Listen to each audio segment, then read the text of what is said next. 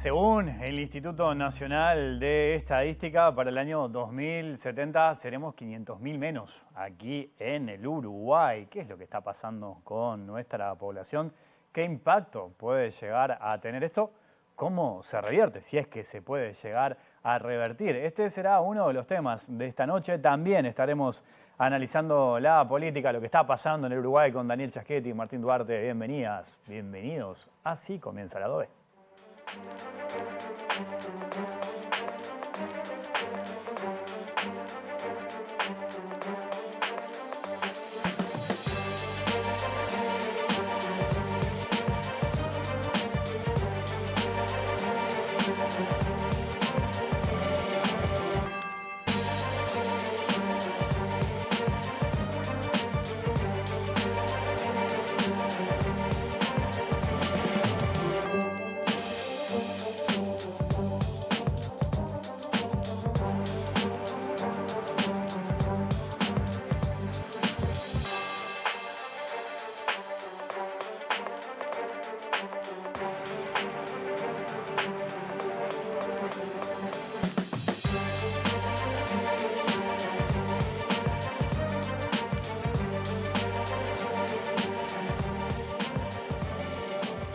Y de varios temas vamos a hablar esta noche en vivo aquí en Lado B, en la pantalla de TV Ciudad. Saludo a Marcelo Bisoño, que es el director del Instituto Nacional de Estadística. Marcelo, un gusto recibirte. ¿Cómo andás? Bien, muy bien. Encantado de estar acá. Gracias por acompañarnos. También están Daniel Chaschetti y Martín Duarte. Ya los vamos a incorporar a la charla.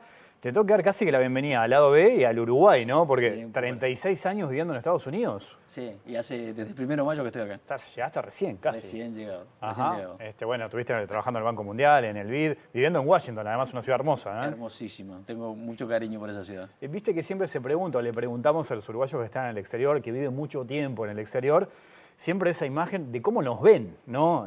¿Cómo lo veías al Uruguay vos desde afuera? ¿Cómo nos ven? Bueno, yo estaba muy vinculado. ¿Cómo nos ven? Sí. En general no nos conocen. Bueno, está bien, es cierto eso. Sí. Pero yo trabajé también, yo fui funcionario del Banco Mundial y del BID, pero Sí. también fui director en el Banco Mundial y en el BID. Déjame explicarte la experiencia Dale. de director del BID. Dale. Ahí a Uruguay lo ven con un... Y en el Banco Mundial también, lo ven con muchísimo respeto. Con muchísimo respeto. O sea, Uruguay es un país que da ejemplos en un montón de cosas. Y eso te lo digo, o sea, la otra vez contaba una anécdota, yo siendo director por Uruguay en el BID, se me acerca un director de otro país centroamericano, no voy a decirlo porque no importa, y me dice, nosotros en mi país seguimos muy de cerca lo que es Uruguay y tratamos de imitarlo. Mira. ¿Te imaginas qué? Claro, claro. ¿Y cómo fue llegar ahora? ¿Cómo es este desafío? Ya vamos a hablar de algunas cuestiones importantes. Eso de que cada vez somos menos, que también es preocupante Sí, también, sí. ¿no? No, llegar ahora fue lindo, digo, te chocás con otras realidades, uno se va adaptando y uno tiene que aprender a hacer las cosas a la uruguaya. En muchas cosas uno viene con la idea de que dame un presupuesto y yo lo ejecuto, Ajá. y yo contrato y despido y promuevo. O sea, el hacerlo al uruguayo que llegar y No, empezar y a pelear bueno, por presupuesto, por ejemplo. Y que tenés un presupuesto y no es tan fácil manejarlo. Si vos sos un fenómeno, yo no te puedo promover, no te puedo pagar más, en fin, esas limitaciones que tiene el sector público. Pero tiene su lado bueno también. Contratás a un consultor y le haces unos términos de referencia para que haga una cosa y el tipo, por alguna razón, esa cosa se interrumpió y él te sigue haciendo las horas en otra cosa, sin problema, sin que hagas un contrato. O sea, el aspecto no contractual tiene un acuerdo, como todos nos conocemos, se obliga a la gente a proceder bien. Ajá. Y eso es fundamental. O sea, en el INE no podría funcionar si la gente no tuviera un compromiso. No podría funcionar. Con la gente, con lo poco que somos y con lo estresado que está la gente en muchas áreas, si no fuera porque la gente tiene la camiseta puesta, Ajá. sería muy difícil. Y esa es otra forma de gerenciar. Tenés que entender eso, respetar eso, es tratar de promoverlo, y bueno, agradecer que los tipos tienen la camiseta puesta. Si no, sería muy complicado. Tomo uno de los datos que manejé ahí en la introducción, 500.000 menos vamos a hacer. Sí, 440, sí. Ahí están, 500, 2070, ya tenemos pocos nacimientos acá en el Uruguay. Ya somos pocos, por Ya empezar. somos pocos y le voy a sumar otro elemento que es preocupante y que somos cada vez más viejos. O sea, los que nos quedamos, hay una población también, ¿no? Avejentada, cada vez vivimos más. ¿Cómo tomás esto? Ya vamos a ir a algunos detalles, pero ¿qué lectura haces de esto? Yo no soy demógrafo, soy economista. Sí. Pero bueno, los puntos que vos marcaste son fundamentales. Primero, somos pocos. y vamos siendo cada vez menos. A partir del 2020, a ver, lo que se hace en demografía es sacar 2 fotos, nosotros 2 fotos. 2011, censo 2011, 2023, otro censo. Con esas 2 fotos se trata de reconstruir lo que pasa en el medio, la filmación de lo que pasa en el medio, el periodo intercensal. Y con esas 2 fotos y los patrones intercensales se proyecta a futuro. Nosotros proyectamos hasta 2070 a nivel nacional y hasta 2045 a nivel departamental. ¿Qué pasó en el periodo intercensal? Subimos unas 87.000 personas entre el 2011 y 2023. Pero esas 2 fotos esconden una dinámica que no es lineal. Lo que pasó en realidad fue que subimos hasta el 2020 y del 2020 empezamos a caer, vamos a seguir cayendo moderadamente hasta el 2045 y más radicalmente entre el 2045 y el 2070. En total, lo que tú dijiste, unas 450.000 personas, en 450.000 personas va a decrecer la población entre el 2020 y el 2070. Es significativo. Es preocupante también, ¿no? Y Con acá... una población de base de 3,5 millones, perder 500.000, 440.000 es significativo. Bueno, voy a tu área, la economía, ¿no? Esto tiene un impacto en la economía muy grande. Uno supone que somos menos, producimos menos, generamos menos. ¿Cómo analizas esa situación? El ser menos es un problema, porque vos tenés economías de escala. Cuando menor escala, todo te sale más caro. El transporte en la Ciudad de México es más barato que en Montevideo, porque la Ciudad de México es gigante y entonces llenar un ómnibus es más fácil. Hay economías de escala en producción. Eso es el ser menos. Pero lo más importante no es ser menos, lo más importante es ser más viejos. Eso sí que es importante. Esto que hablábamos recién. Esto que hablabas tú recién, sí. Porque hay menos gente que esté en edad laboral, Claro. porque hay más gente retirada, porque hay menos niños, porque la tasa de relación activo-pasivo se deteriora, entonces hay menos gente trabajando para alimentar a los niños y a la tercera edad. Te agrego otro elemento importante que es un tema de discusión presente en Uruguay, que son los cuidados. Bueno, y Eso después es clave ahí. tenés el tema pensionario, tenés el tema de participación en el mercado de trabajo, tenés el tema de cuidados, el tema de salud, se va a gastar mucho más en salud. A los 20 años vos no ibas nunca al médico, a los 70 vas a ir al médico. El gasto en salud de la tercera edad es muchísimo mayor que el de los jóvenes. El tema de cuidados que tú dijiste es fundamental. O sea, una sociedad con muchas personas en la tercera edad requiere de muchos cuidados. Y después todos los temas sociológicos. Acá tenemos un politólogo que seguramente nos va a iluminar sobre eso, pero hay cosas que cambian, ¿no? Sí, sí. No, pensaba en esto que decías que es clave de cómo también se puede sobrecargar el sistema de salud, que ya tiene algunas complicaciones hoy en Uruguay. Con esto que estamos hablando es mucho más. Vamos a habilitar el panel que está agazapado acá esperando para preguntar. Martín Duarte, ¿qué dice? ¿Cómo andás? Muy bien. ¿Andás bien? ¿Sabes que tuve la oportunidad de participar en una charla que dio el INE justamente un día antes de que se dieran públicamente los datos? Me pareció no solamente el formato, que fue interesante para los periodistas, que a veces no se da el hecho de anticipar algunos datos, pero sí que fuera como una especie de clase, ¿no? Me sentí volver un poco a la adolescencia. Y algunos datos, como decía Marcelo, que se cruzan, no solamente y que tienen que ver con lo envejecido que va a ser la población en medio de estas mesas de diálogo social, ¿no? Pensando qué sistema de seguridad social nos imaginamos de futuro, sino también la baja de la fecundidad. Y en particular se manejaban algunos datos, yo me los anoté por acá para tenerlos presentes, ¿no? Y que tienen que ver con la cantidad de hijos por mujer en edad reproductiva, que uno se habla que la tasa ideal de recambio tiene que estar cercana a los 2 hijos por mujer, y que 2025-2026 se prevé que sea 1,02 la cantidad de hijos, justamente. Y de ahí un poco la pregunta a propósito de cómo se toma esto como insumo a la hora de generar políticas sociales. De hecho, hace pocos días en Torre Ejecutiva y vinculado al tema del diálogo social, desde Cabildo Abierto, el propio Guido Manini Ríos proponía algunos incentivos para que favorecer de alguna forma a nivel de tributos o de asistencia económica para que las parejas tuvieran más hijos. ¿Es posible modificar esta ruta, esta línea en descenso que, como decíamos, ¿no? 100.000 menos vamos a hacer en el 2045 y casi 500.000 pensando en el 2070? Excede por amplio margen mi conocimiento. Yo soy economista y como director del INE te puedo decir números y lo que proyectamos. Voy a visorar algunas respuestas en base a lo que he venido aprendiendo de demografía que es todo muy reciente. Y ha sido un placer, realmente. Eso descubrí que realmente me gusta el tema de demografía. Pero los que saben me han dicho cosas y he podido hablar. Yo creo, y hay un trabajo de Fernando Fileira muy interesante y de otros autores, que muestran que la posibilidad de revertir estos fenómenos poblacionales es muy baja y es muy caro como política pública. ¿Sí? Esto habría que preguntárselo a Rodrigo Arim, a Jimena Pardo, en fin, la gente que está en política. Yo no estoy en política en este momento. Pero revertir esas tendencias es muy complejo. Los países nórdicos, los escandinavos, han hecho algunos experimentos con cierto impacto, pero es mínimo y es cara como política pública. Es muy cara. Lo que podemos concluir es que esto no va a cambiar. O sea, es la foto que tienen los gobiernos de futuro a la hora de repensar, como decíamos, políticas públicas y también repensar el sistema previsional. Bueno, como yo creo, y como dicen los demógrafos, que no se va a revertir el proceso de caída poblacional, puede ser que asintóticamente se horizontalice y lleguemos a un equilibrio, por ahí puede ser. Evidentemente no vamos a desaparecer. Yo me crié en la época que el maltusianismo era el problema y el exceso de población. Nosotros vamos a un mundo. Lo que está pasando en Uruguay está pasando en el mundo, solo que en Uruguay pasa un poco antes. Claro. El mundo va a empezar a decaer en términos de cantidad de población. Los cálculos son 2084. En el 2084 empieza a caer la población a nivel mundial. Lo que a nosotros nos pasó en el 2020, al mundo le va a pasar en el 2084. Y si lo ves por áreas, hay áreas de alta reproducción, sobre todo África, y unos pocos países en América Latina. Algunos de los Tayikistán, de las ex repúblicas soviéticas, tienen tasa por encima del 2, ese que tú decías. O sea que están creciendo en población. Pero la mayoría de los países del mundo empiezan a visorar, si no están en caída, están disminuyendo el número de nacimientos y van camino a empezar a decrecer.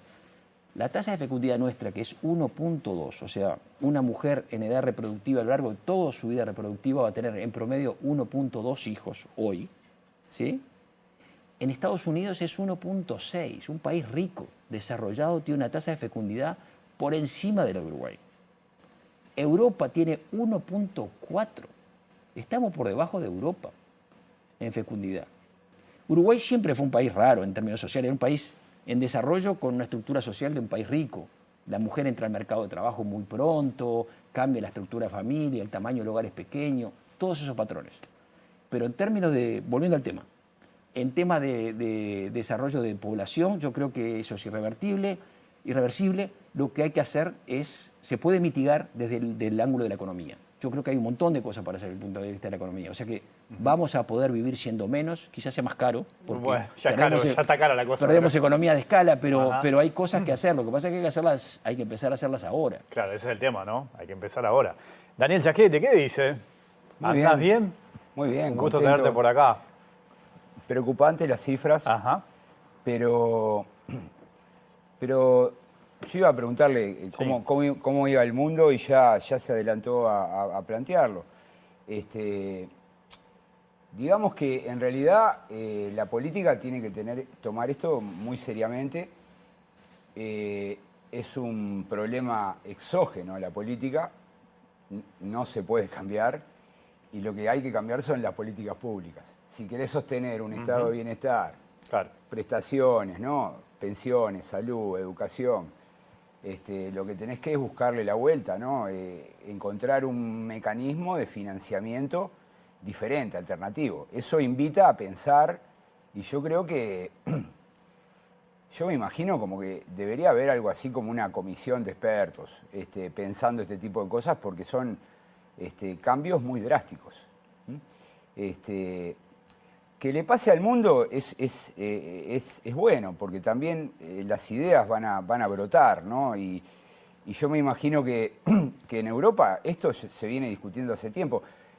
En 1974 Europa tenía el doble de habitantes que África. En el 2030 África va a tener el doble de habitantes que Europa, ¿no? Europa se estacionó, se paró.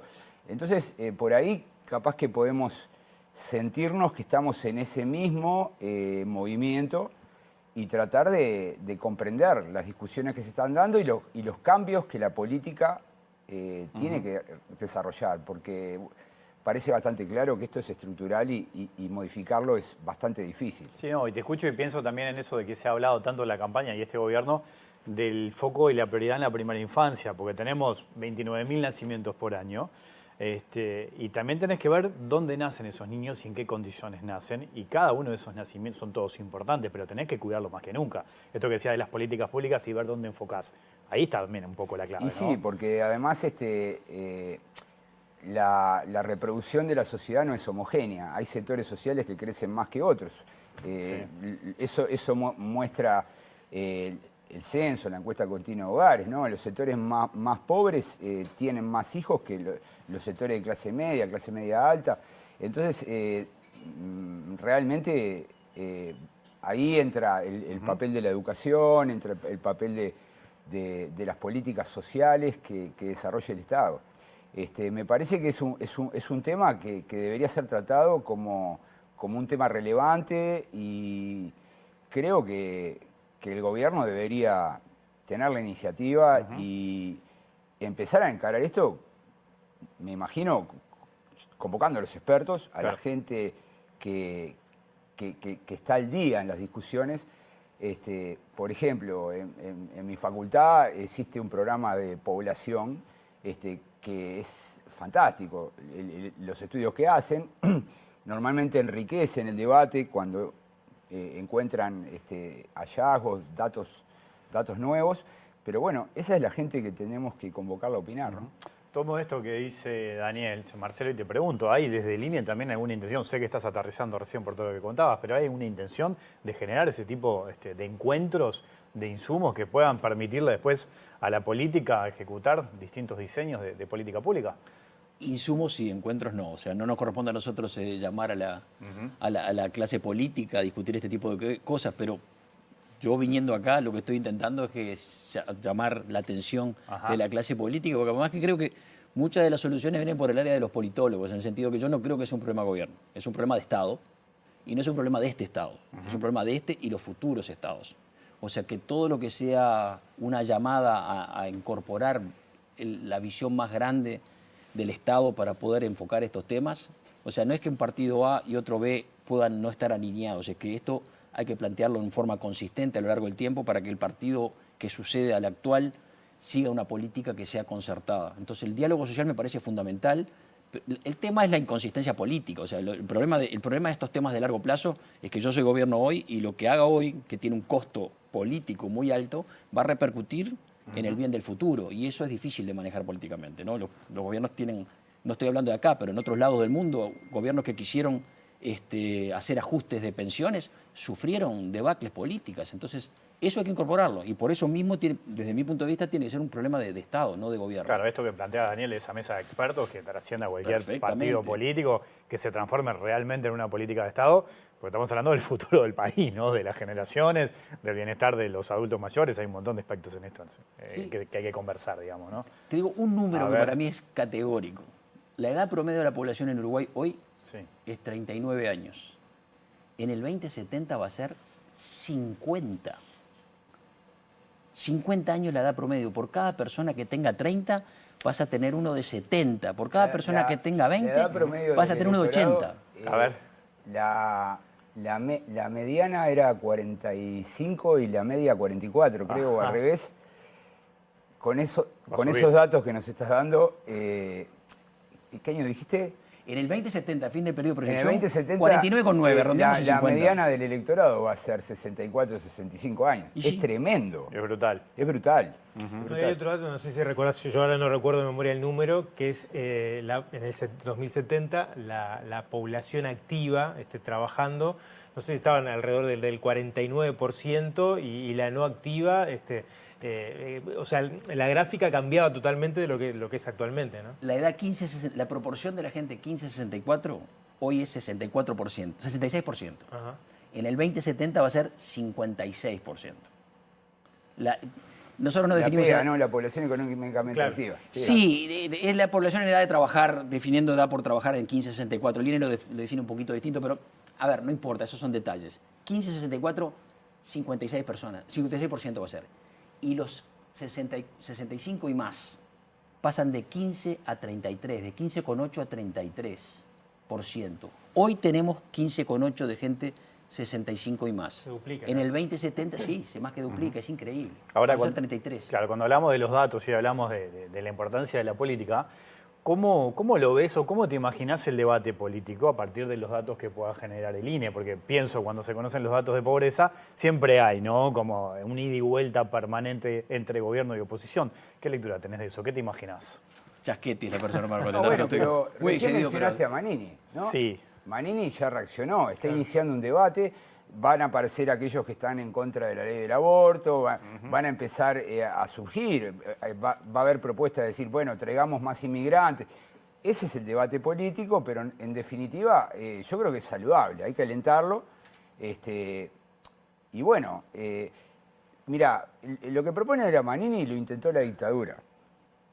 El gobierno militar pagaba unas primas a aquellas familias que tuvieran más de 2 hijos por cada nacimiento y no modificó nada. Entonces digamos que bueno, que bienvenido la propuesta de Manini y de otros, pero está bueno que se discuta. Y me parece que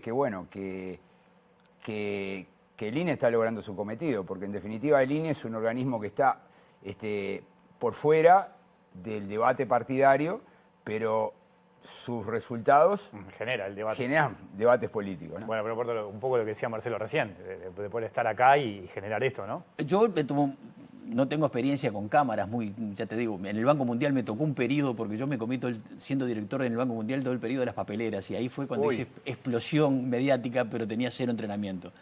Pero llegado acá y descubriendo un poco el trabajo de estadística, me parece que el contacto con la prensa es fundamental. Ajá. Como educadores de la población, como estos temas tienen que estar entre todos, porque los ajustes los va a sufrir la población. O sea, hay cosas que son semi-evidentes, no quiero entrar en ellas, pero la edad de retiro es una variable clave en todo esto. Ajá. Pero clave. O sea, yo veo lo que dijo Manini, o sea, la posibilidad de hacer políticas públicas por mejorar la fecundidad, no hay nada malo en eso, se puede intentar y lo han intentado algunos países con cierto éxito. Pero no mueve mucho la aguja. Pero no decís. mueve la aguja. Ahora Sí, lo que creo que mueve la aguja es, por ejemplo, ayudar a las mujeres a que puedan participar en el mercado de trabajo, porque lo que va a tener que pasar es que la gente que trabaje va a tener que ser mucho más productiva. Claro. Y va a tener que estar en una proporción más grande empleada. Para eso tenemos que defender a la mujer, que alguien cuide a los niños cuando va a trabajar, si no, es imposible. Está todo conectado, porque hoy que Está todo hablamos de los conectado. cuidados, Está los todo cuidados conectado. recaen mayoritariamente sobre las mujeres, eso está También. comprobado. También hay que profesionalizar los cuidados. Hay un montón de elementos que hay que tener en cuenta, por eso lo que hablamos de la política pública. Te agrego otro elemento que siempre está sobre la mesa. El Uruguay históricamente ha sido un país de puertas abiertas, ¿no? Ha recibido a un montón de personas, eso es un motivo de orgullo para muchos de nosotros también, que el Uruguay le abra las puertas a la gente. ¿Eso puede ser una posibilidad? ¿Que vengan más? Que nos permitan Sin aumentar lugar a también la dudas, población. Sin lugar a dudas, pero déjame apuntar desde el A ver. ángulo empírico, que es lo que yo manejo, Sí. que son los números. Hicimos el censo 2011 y el 2023. Sí. Imaginamos que íbamos a hacer más y no. Contamos la gente en el 2011 y en el 2023. Después hicimos, en el 2023 éramos 3.500.000. Después agarramos la gente del 2011, sumamos los nacimientos y restamos las defunciones y llegamos a 3.500.000, 4. O sea que se nos escaparon 4.000 personas, que no es nada, es 0 prácticamente. Pero no hubo una ganancia neta de migración, hubo una pérdida minúscula de migración neta. O sea, y me dicen, pero acá se ven cubanos, se ven... Sí, el stock, la cantidad de uruguayos o residentes nacidos en el exterior aumentó. Pero lo que pasó es que hubo un movimiento compensatorio de uruguayos que se fueron. Claro. Y en el neto fue 0, prácticamente la 0. inmigración nos ayuda a seguir siendo 3,5 millones. Sí, sí. Si no fuera por la inmigración seríamos menos ahora. Totalmente de acuerdo. Si esos que emigraron hubieran emigrado de todos modos, sin lugar a dudas, No sé si hoy sos- seríamos menos de lo No que sé si somos. sos futbolero, pero tomando esto que Sí, dice Daniel, es soy, como sí. empatamos el partido. Sí, Básicamente, gracias a la gente que viene. Y eso lo usamos para proyectar y el supuesto implícito en todo el proceso en el periodo de proyección 2023 al 2070 es que la migración neta es 0. ¿Sí? O sea, estas proyecciones implican, si lográsemos atraer gente, esto mejoraría. Sí, es una variable. Marcelo, te agradecemos mucho la visita esta noche aquí a la B. Vamos a seguir hablando de este tema. ¿Te Sí, parece? sí, es Más fascinante. adelante. Sí, es fascinante. No, a ver, Gracias, yo quería A agradecerle ver, decime. que haya vuelto al país. Claro. Creo que es el tercer jerarca de este gobierno, junto al presidente del Banco Central.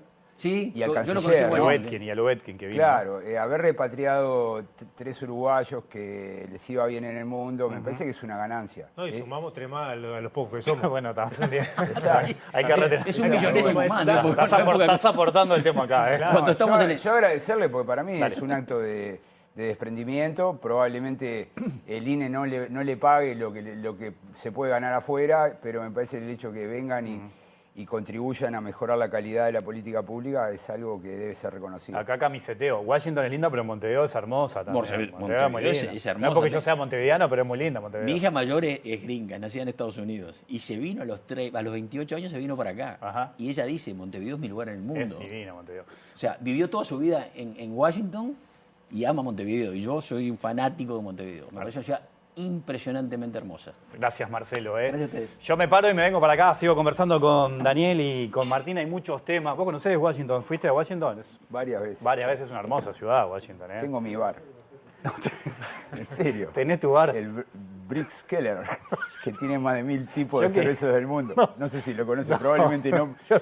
Eso indica que yo soy un desastre. Claro, yo iba a decir que Washington tiene un montón de museos, Claro, mucho gratuito, Bueno, todo. pero cada uno- Tiene la Casa Blanca, puedes visitar, pero bueno. Queda cerca de un esto- Pond Circle, a 3 Las cuadras. ciudades se conocen Está pasando caminando, el chivo, ¿no? está pasando el chivo del bar. ¿Vos te diste cuenta? Sí, sí. Bueno, pues me la Si anoto no, cuando vaya alguna vez. Sí, te- Quedo pensando. No, Está. Nos quedamos con la hacienda acá, si querés. Está bien. no, está bien. Está bien. Ahora, Adams Morgan creo que es la calle donde están los boliches. Turismo de todo, Mirá, mirá turismo. cómo me En dice este que sí. momento googleando, ¿viste? Pero bueno, bien. Marcelo te quedó mirando. Eso por preguntarme si conozco Washington. Pero yo pensé que ibas a tirar una referencia política, Bueno, algo, sí. histórica, pero está bien. No, ahí está la Universidad de Maryland. Y Ahí hay un colega con el que he trabajado mucho, que es Ernesto Calvo, argentino, Sí, que es claro. un crack, ¿viste? Y bueno, y Que lo después... llevaste al bar, ¿no? Obvio, sí, por supuesto. Se reunieron en el Es la bar. forma de hacerse amigos, ¿no? Bueno, hablamos un poquito de política, ¿les parece? Pasó de todo, ¿no? Estos últimos días. Bueno, hubo una reunión del ministro Negro, ¿no? Con los referentes de los partidos políticos. Viene todo lo de Neptuno, todas las repercusiones. ¿Cómo viste esto, lo de Neptuno? Mirá, lo de Neptuno me parece una decisión lógica, porque Ajá. ¿te acordás que hace un par de programas hablábamos de que la democracia, cuando hay alternancias en el gobierno, tiene que haber cambio de política pública, ¿no? Pasó en el 2020 y ahora está pasando. Es lo que la gente espera, pues si no, no tiene sentido votar. Si en definitiva el partido que gana promete hacer cambios en esa política pública, que es la política de agua, de dónde tomamos el agua, qué tipo de inversiones se hacen. Lo que hizo el gobierno fue generar un plan alternativo al que traía el gobierno anterior, que consiste en una nueva represa que va a ser muy grande y va a producir un volumen de agua para la zona metropolitana importante. Y el proyecto de Neptuno lo cambia, lo modifica y lo achica. Lo achica. No sabemos si esto va a suponer menos inversión, menos gasto, pero lo está achicando bastante, drásticamente.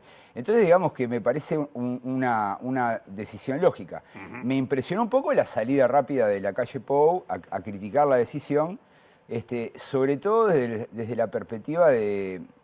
Porque él dijo, es un error político y también es un problema técnico. Y eso me dejó un poco pensando cuál era la evidencia que tenía, en definitiva, la oposición. Pero me parece que, bueno, que no me sorprendió y me parece hasta razonable que este tipo de cosas ocurran en el primer año de un nuevo partido gobernando. Ujú. Sí, ahí la calle Pou salió, siendo yo, como con esa necesidad de defender un proyecto que estuvo muy vinculado, obviamente, a la administración pasada, que se firmó, de hecho, en los últimos días, ¿no? En los últimos días del cierre del periodo anterior, y que generó también una reacción desde la oposición, incluso manejando situaciones complejas, como si volvemos a atravesar una Sí, sequía, pero una ojo. crisis hídrica, ¿no? Está bien, pero hay que acordarse que la calle Pou tuvo que enfrentar la crisis hídrica, Sí. ¿no? Y fue un momento difícil. Muy difícil, Muy sí. difícil. Y no debe ser nada grato estar gobernando un país donde la gente tiene que tomar, abre la canilla y sale agua salada.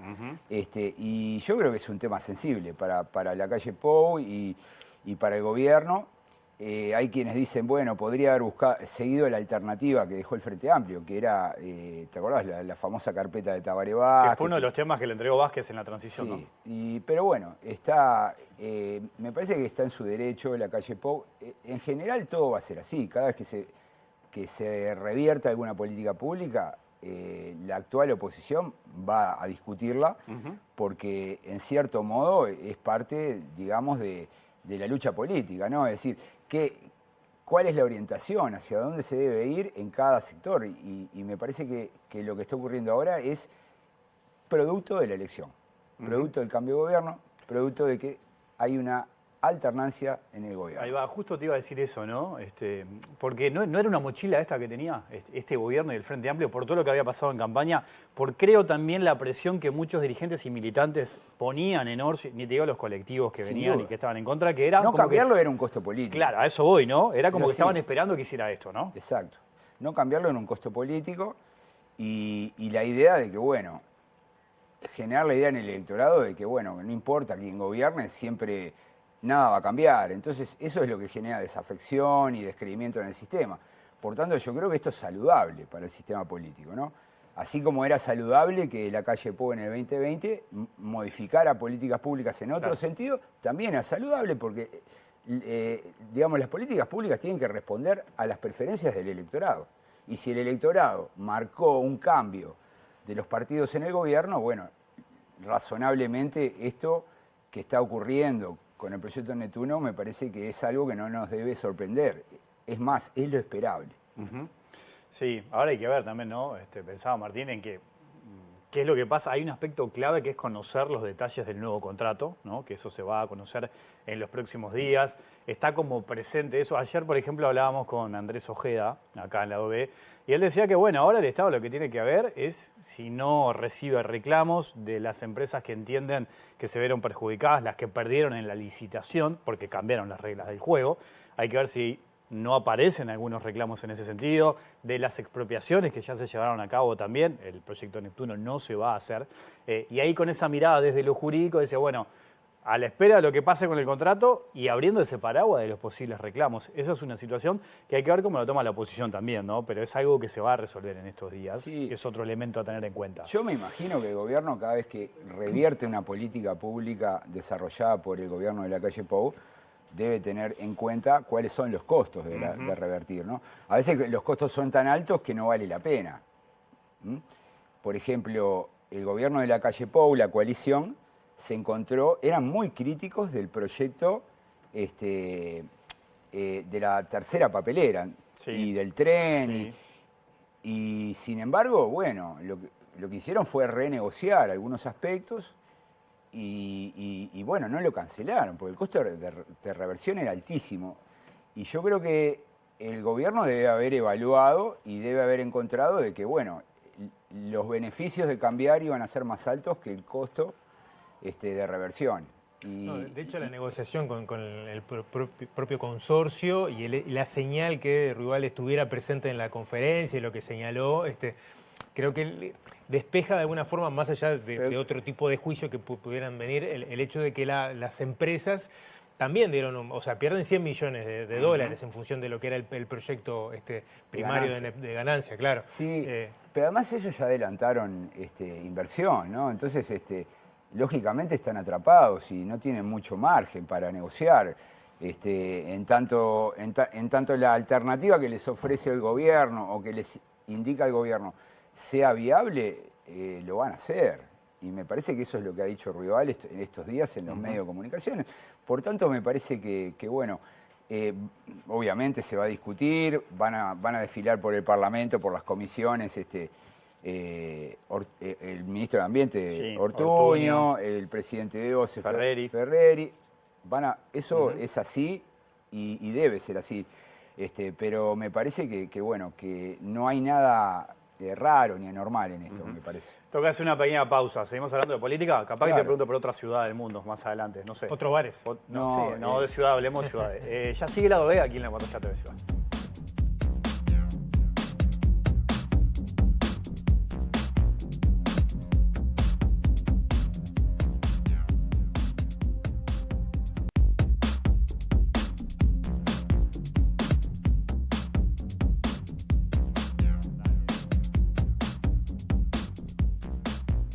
Seguimos en vivo aquí en Lado B, en la pantalla de TV Ciudad. Sigo conversando con Daniel Chasquetti y Martín Duarte. Hoy se reunió Ojeda con Fernando Pereira. Ayer lo había anunciado acá en Lado B. Me acuerdo que dijo que iban a hablar cuestiones electorales, en esa preocupación que tenían de acortar, de achicar el ciclo electoral. Fue por ahí más o menos, Martín, ¿Se la acuerdan que reunión? Sanguinetti fue el primero que Sí. el mismo día de la elección plantó esa semilla que hoy sobre las 5 de la tarde, como decía el senador Andrés Ojeda, se lo trasladó a Fernando Pereira, presidente del Frente Amplio? Entre otros aspectos, lo que se plantea es acortar el periodo, que no comience en junio con las internas y se vaya hasta mayo del otro año con las departamentales. Se quiere todo resumir en un mismo año. Incluso dejó la puerta abierta el propio Ojeda a discutir el hecho de eliminar un posible balotaje. Esto está lindo para que linke el diente Chasquetti, ¿no? Es posible, porque bueno, eso requeriría dar una marcha atrás. Desde mi punto de vista, un hecho que también ha favorecido de alguna forma a los partidos tradicionales y esta lógica de coalición, ¿no? Sí, digamos que, a ver, pensar en acortar no está mal, pero digamos que hay un mecanismo ahí que ya se utilizó, porque la Constitución dice que las internas son en abril. Sí. Y a través de una ley votada por 2/3, se pasó a junio. Las podés poner en agosto, ¿no? Y de esa manera tenés un ciclo más corto, agosto-mayo. Eso no requeriría hacer una reforma constitucional. Ahora, si vos estás dispuesto a discutir el balotaje, ahí sí hay que empezar a pensar en una reforma constitucional. La reforma constitucional tiene la peculiaridad de que también hay que votar una ley por 2/3, sería una ley constitucional y luego hay que plebiscitarla. Y para eso hay que encontrar el punto de equilibrio entre los partidos, ¿no? Es decir, las reglas de juego siempre benefician a algunos y perjudican a otros. Martín decía, bueno, el balotaje le permite a la coalición votar bien en octubre. Tiene muchos candidatos presidenciales, rastrillan votos. Y en noviembre se unen y tienen fugas, porque hay uno solo. Eso es una mecánica. Si vos sacás el balotaje, ponemos la regla de Argentina, ¿no? 45% o si no 40 más 10 de ventaja. Bueno, ahí el Frente Amplio, capaz que, dado su piso histórico, capaz que tiene expectativas de ganar en primera vuelta. Eso beneficiaría al Frente Amplio. Entonces, digamos que las soluciones que se vayan manejando, todos van a estar sacando cuentas. Por eso no es fácil cambiar la Constitución.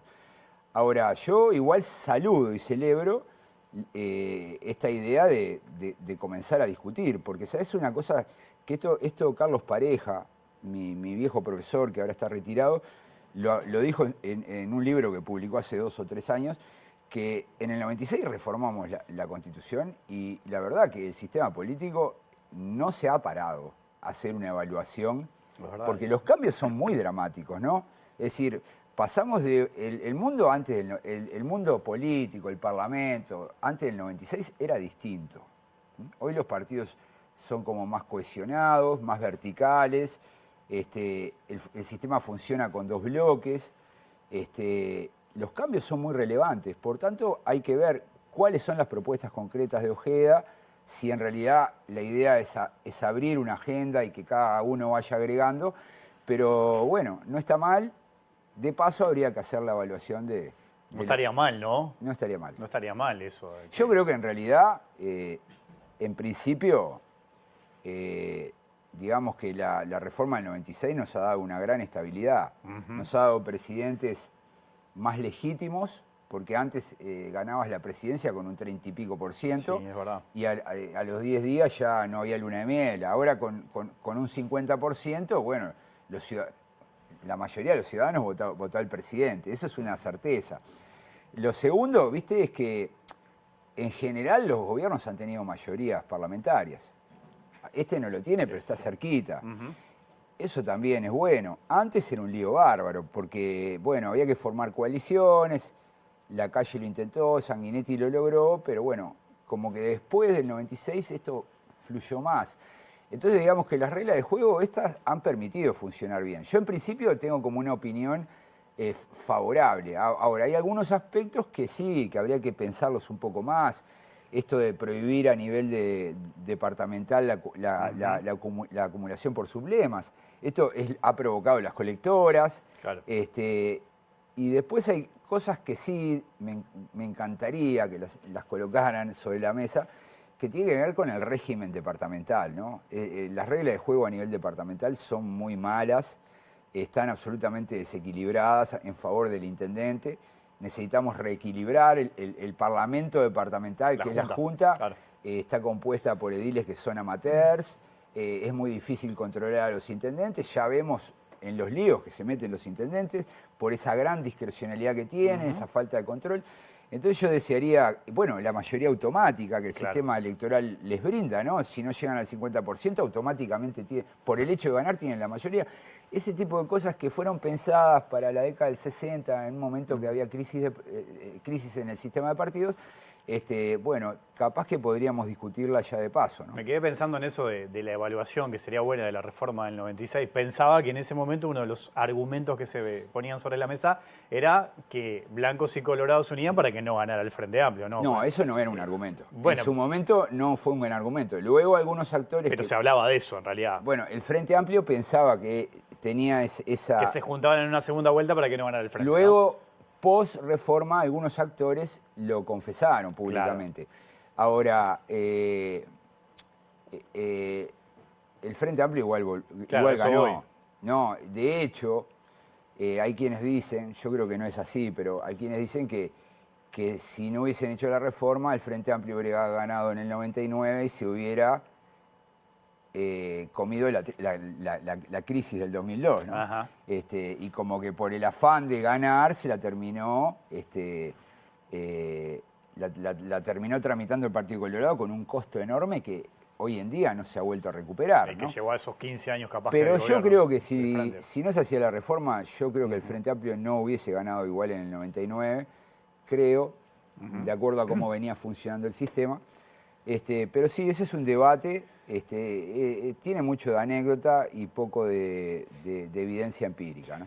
Daniel, Martín, se me terminó el tiempo. La seguimos otro día, ¿les parece? Muy bien. Gracias. Gracias A los dos. Volvemos mañana a las 20. Que pasen bien. Chau.